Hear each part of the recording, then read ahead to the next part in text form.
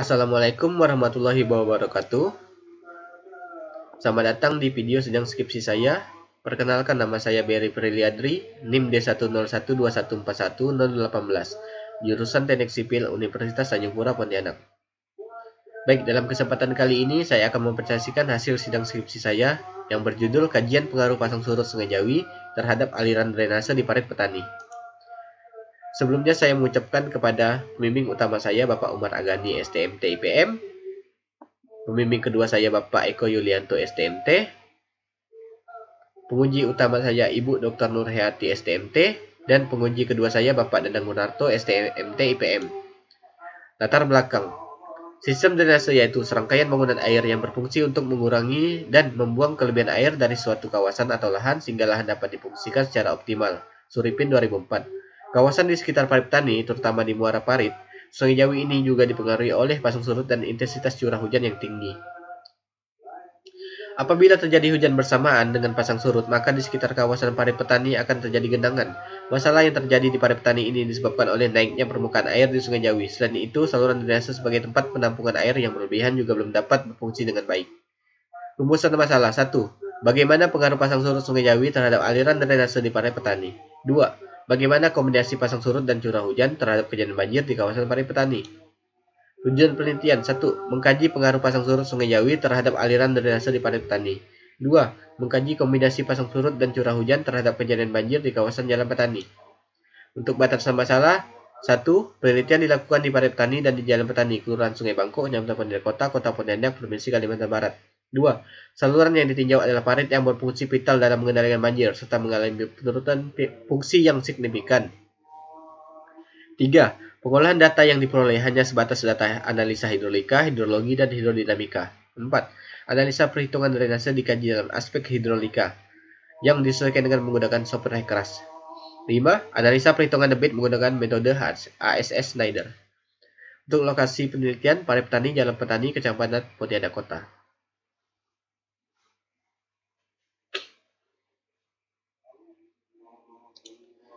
Berikut kondisi parit petani di muara Sungai Jawi. Ini kondisi parit petani di simpang Jalan Ujung Pandang. Ini kondisi parit petani di simpang Jalan Danau Sentarum. Ini kondisi saluran di Jalan Pak Menceng, simpang Jalan Danau Sentarum.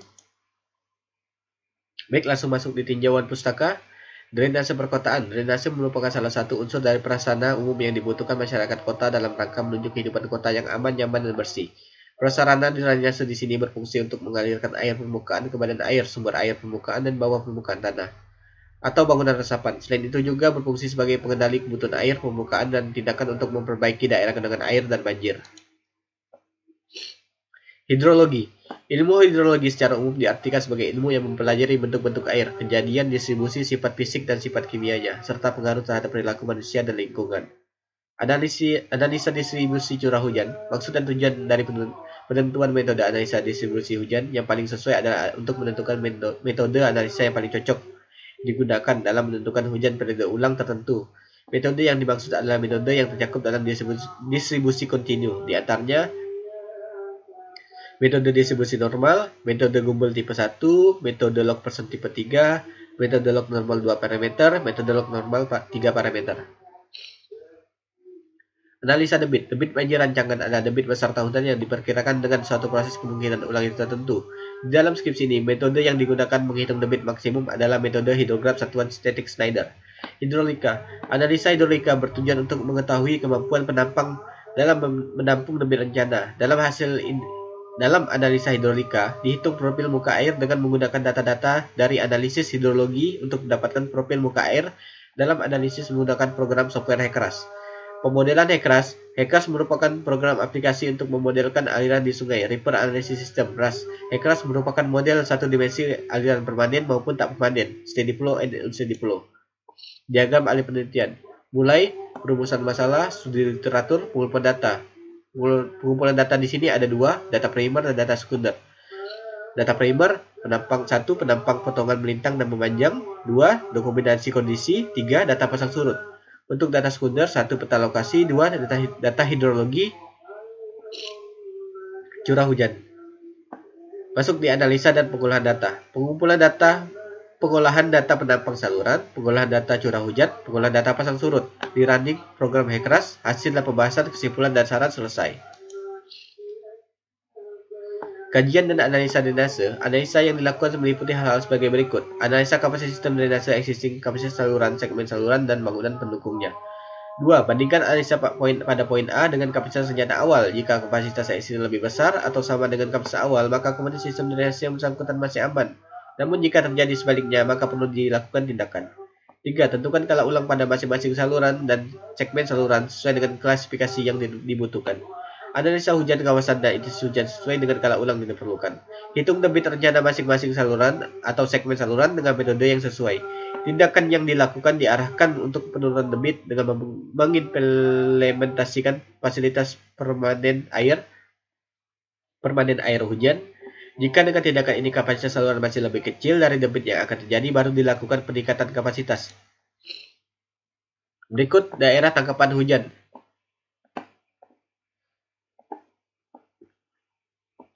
Untuk di STA 0 hingga 3373, berikut tabelnya.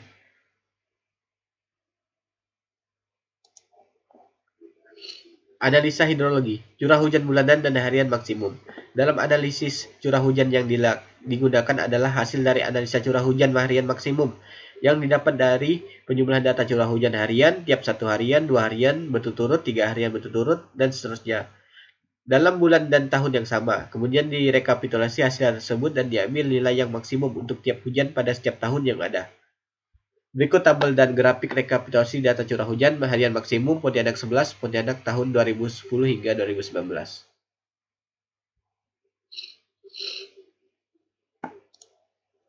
Hasil uji kecocokan analisis distribusi curah hujan. Hasil uji deskriptor statistik. Di sini ada 2. Analisis data curah hujan gabungan dan analisa parameter logaritma. Untuk hasil uji deskripsi statistik, bisa dilihat di 2 tabel ini, nilai deskripsi statistik masing-masing metode, hasil perhitungan persen relatif error masing-masing metode. Dari tabel, diambil keputusan bahwa berdasarkan pengujian deskriptor statistik, metode yang memiliki rata-rata persen relatif error keseluruhan yang kecil adalah metode distribusi normal. Berikut hasil C kuadrat. Hasil pengujian C kuadrat dengan metode distribusi normal. Hasil pengujian C kuadrat dengan metode distribusi Gumbel tipe 1. Hasil pengujian C kuadrat dengan metode distribusi log Person tipe 3. Hasil pengujian C kuadrat dengan metode distribusi log normal 2 parameter. Dan hasil pengujian C kuadrat dengan metode distribusi log normal 3 parameter. Dari pengujian yang dilakukan dengan menggunakan metode C kuadrat, didapatkan bahwa metode yang diterima hanya metode distribusi normal dan metode Gumbel tipe 1. Sedangkan metode lainnya ditolak, sehingga diperoleh kesimpulan bahwa data hujan yang ada lebih cocok dianalisa dengan metode distribusi normal. Pencari hujan periode ulang. Dari pengujian C kuadrat yang bertujuan untuk menentukan metode analisa distribusi hujan yang paling sesuai, diperoleh bahwa metode normal adalah metode yang paling sesuai yang digunakan dalam mencari hujan periode ulang 2 tahun, 5 tahun, 10 tahun, dan 20 tahun. Berikut persamaan kurva frekuensi yang diperoleh dari metode normal ada sebagai berikut. R sama dengan R rata-rata ditambah K T dikali S R2 sama dengan 117 tambah buka kurung 0 dikali 27,292 tutup kurung sama dengan 117 mm. Untuk menghitung intensitas hujan, sebelum mencari intensitas dengan metode Wanano B ini, terlebih dahulu hitung nilai T dengan persamaan Kiprate sebagai berikut. Dan didapatlah TC sama dengan 9,003 menit. Karena nilai TC telah diketahui, kemudian dilanjutkan dengan menghitung intensitas hujan sebagai berikut dan mendapatkan hasil 37,117 mm per jam. Ini untuk tabel intensitas hujan sebagai periode ulang. Dari tabel di atas dapat dilihat bahwa besarnya intensitas curah hujan yang terjadi berbanding lurus dengan waktu atau durasi atau lamanya kejadian hujan. Analisa intensitas curah hujan yang tinggi. Analisis intensitas curah hujan dan tinggi curah hujan akumulatif per jam pada periode ulang yang sudah ada pada menit ke-60 dan buka kurung 1 jam pertama Dilanjutkan menit ke 120 dalam kurung 1 jam berikutnya, dan seterusnya, yang masih dalam durasi hujan harian di setiap ruas-ruas parit seperti pada tabel berikut. Periode ulang 2 tahun, periode ulang 5 tahun, periode ulang 10 tahun, dan periode ulang 20 tahun. Hasil analisa debit banjir. Metode perhitungan yang umum dipakai dalam menghitung debit banjir dari data curah hujan maksimum harian, kemudian dihitung debit banjirnya dengan metode sintetik unit hidrograf menurut Schneider. Untuk mencari TP sama dengan 0,224 per jam, didapat TE sama dengan 0,041 jam, didapat TP sama dengan 0,724, didapat KP sama dengan 8,455 per detik. Dan karena intensitas hujan biasanya diambil untuk setiap jam, maka untuk mempermudah diambil TR sama dengan 1 jam, dan untuk hujan 1 inci 25,4 mm dengan ruas penggalian A akan diperoleh persamaan sebagai berikut.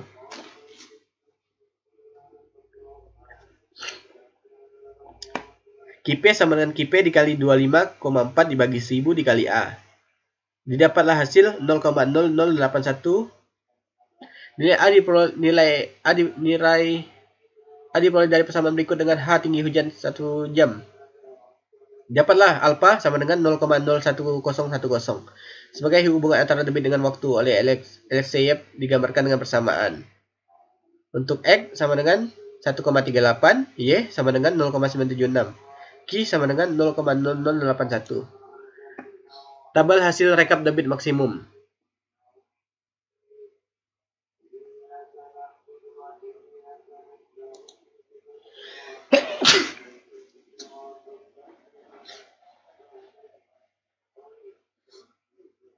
Berikut layout model Hekras parit petani. Parit petani yang memiliki panjang 3,37 km. Peneliti membagi stasiun per 100 meter hingga ada 34 stasiun yang akan ditinjau.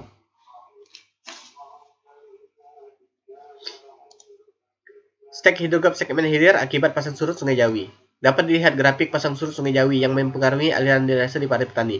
Dengan elevasi pasang tertinggi sebesar 2,692 meter dengan tinggi muka air 0,86 meter, serta surut terendah sebesar 0,11 meter dengan elevasi sebesar 1,942 meter.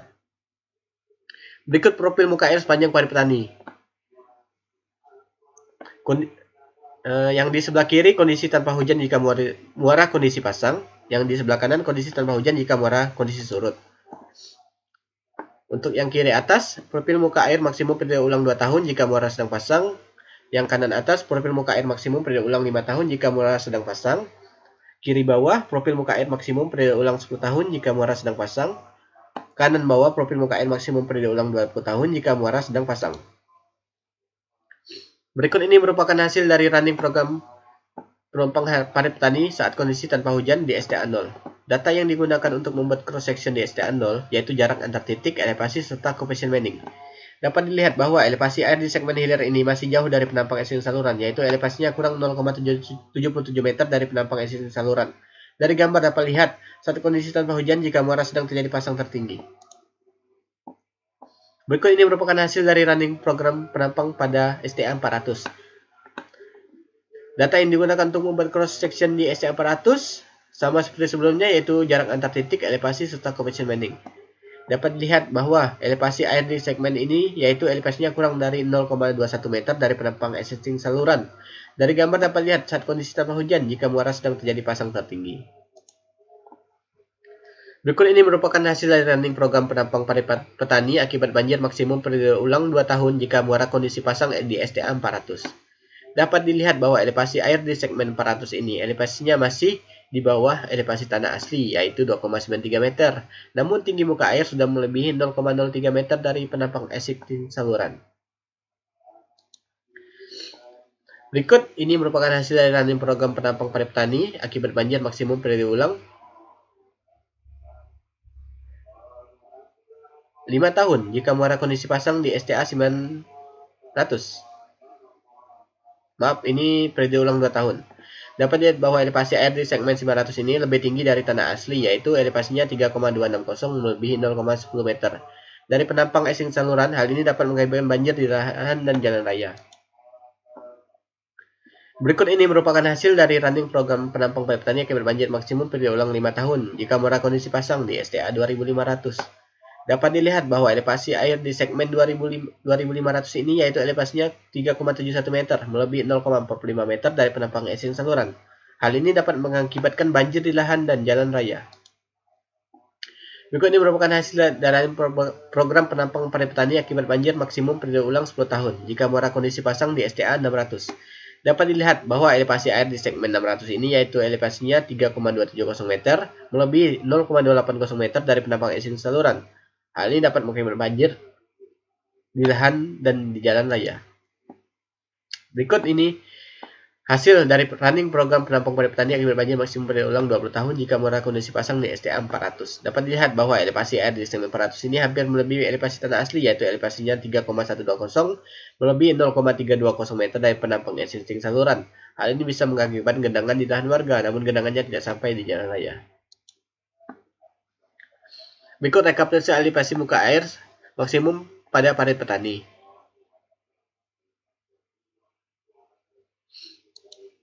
Berikut rekapitulasi kecepatan air yang terjadi pada padi petani.